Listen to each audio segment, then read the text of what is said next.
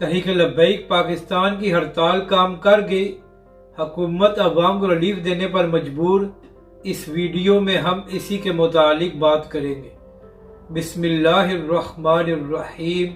अस्सलामुअलैकुम। मैं हूँ अली असगर और आप देख रहे हैं मेरा यूट्यूब चैनल। नाज़रीन कराम, कल तहरीक लब्बैक पाकिस्तान ने पूरे मुल्क में हड़ताल की थी और तहरीक लब्बैक पाकिस्तान का मुतालबा ये था कि हुकूमत पेट्रोल और डीजल की कीमतों में कमी करे और पाकिस्तान के अवाम को रिलीफ दे।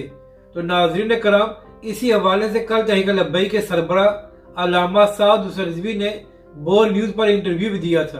तो तहरीक लब्बैक के सरबराह ने बताया था कि 3 मार्च को तहरीक लब्बैक पाकिस्तान पूरे मुल्क में प्रेस क्लब्स के बाहर प्रोटेस्ट करेगी और तहरीक लब्बैक के सरबराह ने हुकूमत को यह भी वार्निंग दी थी कि जब तक पाकिस्तान के अवाम को रिलीफ नहीं दिया जाता तो तहरीक लब्बैक पाकिस्तान का प्रोटेस्ट जारी रहेगा।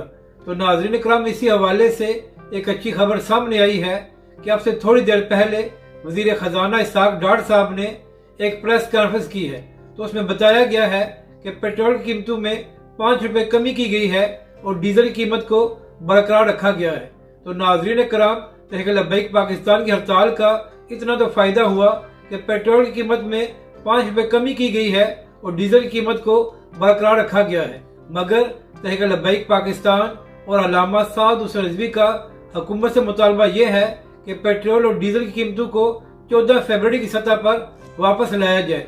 तो अब देखना यह है कि हुकूमत पाकिस्तानी अवाम को मजीद रिलीफ देती है या तहरीक लब्बैक पाकिस्तान और अल्लामा साद हुसैन रिजवी को इसी तरह हुकूमत पर दबाव बढ़ाना होगा ताकि पाकिस्तानी अवाम को रिलीफ मिल सके।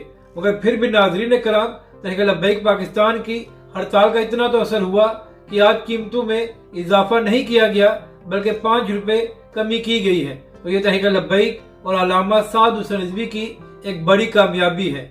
अपनी राय का जरूर इजहार करें कि आपको ये वीडियो कैसी लगी और हमारे इस चैनल को भी सब्सक्राइब करें।